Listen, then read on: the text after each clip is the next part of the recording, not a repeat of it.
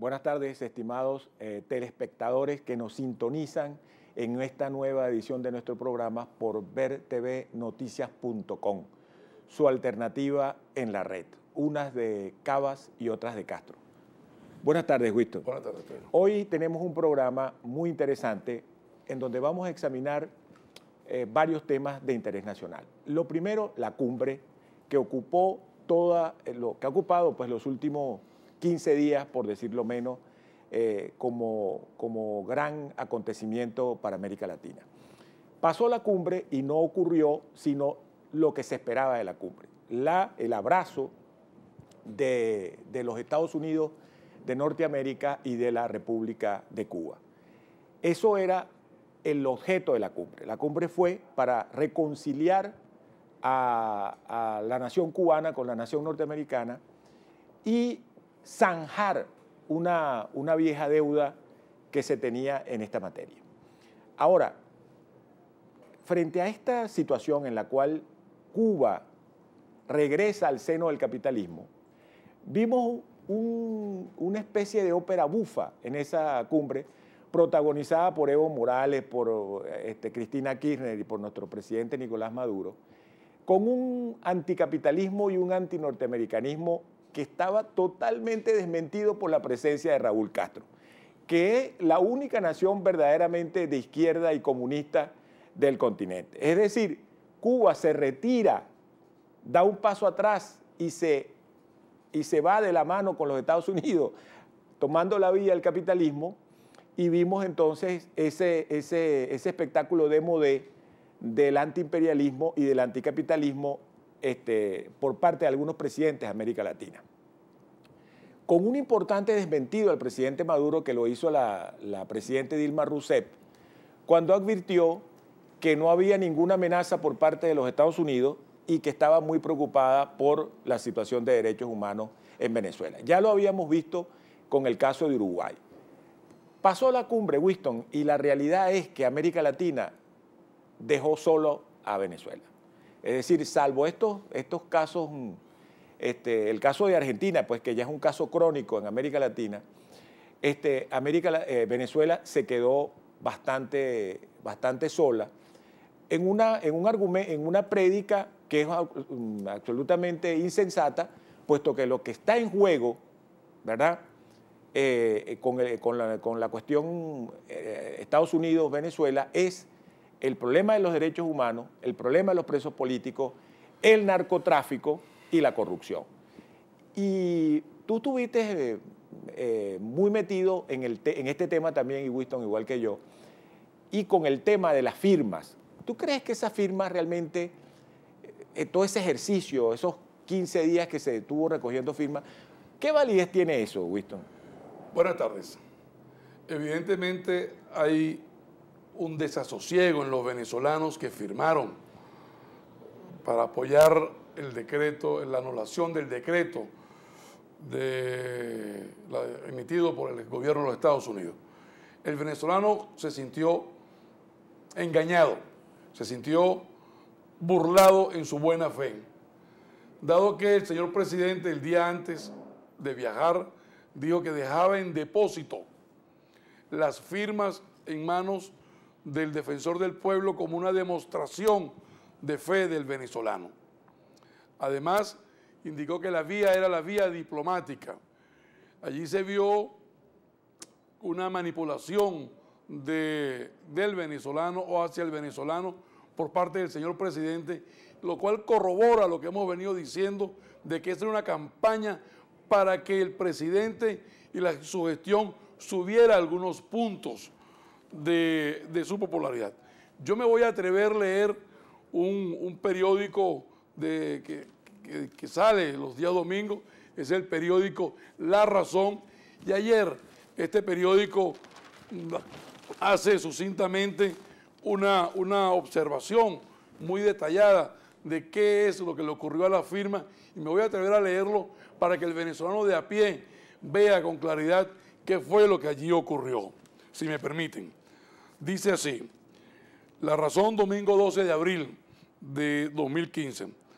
El artículo 33 de la Ley Orgánica del Poder Electoral en sus 44 ordinales referidos a las competencias del organismo, no incluye la función de avalar o certificar firmas. Las recolecciones de firmas solo están previstas en la normativa electoral para convocar referendos revocatorios o consultivos, para legalizar organizaciones políticas, tanto nacionales, regionales y municipales, y para postular candidatos a los diferentes cargos de elección popular.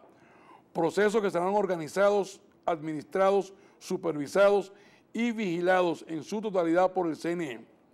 Por su parte, la resolución del CNE número 031120-794 del 20 de noviembre del 2003 establece que se considerarán válidas las firmas cuando el renglón que las contiene presenta de manera concurrente y legible los siguientes aspectos: el nombre y apellido del elector, número de cédula de identidad, fecha de nacimiento, firma autógrafa del elector y huella dactilar. Se supone que esos requisitos los cumplió en la recolección de firmas. Igualmente se considera no válida la firma cuando la persona no está inscrita en el registro electoral. Otro punto a destacar es cómo se registraron en los formularios la firma de las personas analfabetas, ciegas o que carezcan de extremidades superiores. Al llevar el gobierno la famosa firma antidecreto de Obama al CNE para auditarla y certificarla y tratar de darle legalidad al evento, la convirtió en firmas chimbas. Las planillas utilizadas no fueron autorizadas por el CNE. Cuba dice haber entregado más de 3 millones de firmas, Ecuador 10.000 y así otros países. Manifestaciones de voluntad no válidas por no estar inscritos en el registro electoral permanente. Se incluyen firmas recogidas en escuelas y liceos cuyos alumnos son menores de edad. También firmaron los privados de libertad con sentencia firme, quienes están inhabilitados por las leyes de la República. No hubo publicación de todos los firmantes en medios impresos para dar el lapso de la impugnación. Finalmente, en la verificación de firmas para el revocatorio contra el presidente Chávez en el año 2004, trabajaron 200 funcionarios adiestrados del CNE para chequear 3.086.000 firmas y tardaron casi 3 meses, en 3 turnos al día. Ahora bien, el CNE dice haber revisado, Pedro, 10 millones de firmas en 15 días. Y lo peor no es eso, es que la presidenta del organismo, Tibisay Lucena, se haya prestado para semejante burla hacia el país. Bueno, es que el problema es, Winston, que el régimen ya comienza a convertirse en mitómano, a creerse sus propias mentiras. Incluso esa nota tan verdaderamente, yo no sé cómo calificarla, porque yo me asombré mucho cuando vi por internet las imágenes en Panamá, donde, aparece el Supuesto doble. El doble del presidente Maduro. Es que la cosa es tan insólita que uno, la verdad, que no le salen las palabras y es asombroso. ¿Cómo el presidente de la República se lleva un doble? Ahora, ¿cuál es la intención de presentar un doble? Eso lo hacía Gaddafi, eso lo hacía Saddam Hussein, eso lo hizo Stalin. ¿O es que pretende? O sea, ahora sí estamos ante la presencia de una dictadura. Me imagino que esa presentación del doble, Pedro, es para evitar la rueda de prensa incómoda, es para evitar los abucheos y los cacerolazos que se escucharon y se sintieron. Ahora, Winston, tú me decías que también la primera combatiente llevó doble. Es que el nivel de ridículo está llegando a grado excelso. Por favor, están dejando muy mal parado a Venezuela y a los venezolanos. O sea, ¿hasta cuándo? Dediquémonos a gobernar por el bien del país. Hoy amaneció el país, Pedro, como un día más común y corriente después de la cumbre. La inseguridad, el desabastecimiento, la especulación, la inflación. ¿Y hasta cuándo? ¿Cuándo vamos a ver la acción del gobierno parando esos flagelos que atentan contra la vida normal, común y corriente de los venezolanos? Bueno, mira, Winston, como toda esta cuestión antiimperialista y soberanista no ha sido solo para ocultar la enorme crisis, las colas, el desabastecimiento, la crisis económica, la escasez de divisas, y para, como tú decías al principio del programa, para tratar de subirle los puntos al presidente y tratarle de insuflar algún carburo al PSV, yo tengo acá un estudio que se hizo, que se viene haciendo, que hecho por profesores de la Universidad Central, que se dedicaron a monitorear, se han venido dedicando a monitorear las cifras de aceptación tanto de la gestión gubernamental del presidente Maduro como su aceptación, la aceptación de él como líder. Bueno, y los datos, que es importante para saber qué tan exitoso ha sido todo este esfuerzo por parte del presidente. Bueno, aquí dice que el presidente Maduro, vamos a hablar primero de su gestión, logra subir su gestión, la apreciación sobre su gestión, de 20% a 25%, es decir, 2% más que la medición del 15 y 17 de marzo, que es posterior al decreto del presidente Obama, y 6% más de la evaluación que se le hizo el 25 de febrero. Es decir, apenas 5 puntos fue lo que, desde el punto de vista de su gestión. Y las 4 mediciones consecutivas, previas al decreto de Obama, la evaluación positiva de la gestión de Maduro estuvo alrededor del 20%. Pero aclaremos, fíjense ustedes esto por lo que viene a continuación. Cuando hablamos de 20% de la gestión positiva es cuando sumamos excelente, muy buena, regular y regular para buena, ¿no? Es decir, cuando tú sumas todo eso, estamos hablando del 20%. Pero cuando solo sumas de excelente y buena, sumas esos 2 rublos, es apenas el 15%. Es decir, subió en las mediciones antes de febrero, antes de la emisión del decreto, estaba en 11% y después del decreto llegó al 11%. Es decir, apenas 4 puntos. Es decir, la gente no está creyendo el cuento de la invasión norteamericana. Cuando escrutamos, cuando vemos las cifras que se tienen que ver con la persona de Maduro, con el liderazgo del presidente Maduro, tenemos que partiendo de un 30% de percepción, incluyendo, como ya dije, todas las categorías, excelente, buena, muy buena, regular, etcétera, etcétera, contamos que está en 30%. Pero cuando lo medimos solamente en excelente y buena, vemos que la gestión no supera el 22% de la aceptación. Es decir, estamos en una es decir, toda esta cuestión soberanista, antiimperialista, patriotera, pues no le ha hecho no ha sido muy exitoso para el gobierno. Pero además, Wisto, lo que estábamos conversando antes del inicio del programa, con esta cosa que acaban de hacer, que es el recorte a las personas que tienen cupo caído, el decreto del CENCOEX, bueno, yo creo que ya perdieron los 4 puntos esos que subieron. Pero qué buenos son para dilapidar lo poco que avanzan. Así es. O sea, en un día dilapidaron, gastaron, consumieron esos 4 puntos que habían aumentado, producto de una campaña multimillonaria, millonaria, levantando el sentimiento venezolanista. No es posible. O sea, este gobierno está incurriendo en errores tras errores, que por primera vez en la historia, Venezuela ha tenido controles de cambio siempre. Y cuando crean los famosos cupos para los viajeros, cuando crean las famosas remesas, yo decía en esa oportunidad que eso por primera vez se veía en Venezuela, porque anteriormente el venezolano que tenía un familiar en el exterior iba y compraba los dólares en la banca privada o en la banca pública o en las casas de bolsa a un precio relativamente alto, muy pequeño el porcentaje, y compraba los dólares y se los mandaba a los hijos. Así es. O compraba los dólares y se los mandaba a sus papás. Pero estos señores, en su ánimo populista, crearon esa figura que yo insisto, no estuve de acuerdo en esa oportunidad, y crearon esa figura para democratizar la corrupción. en el país.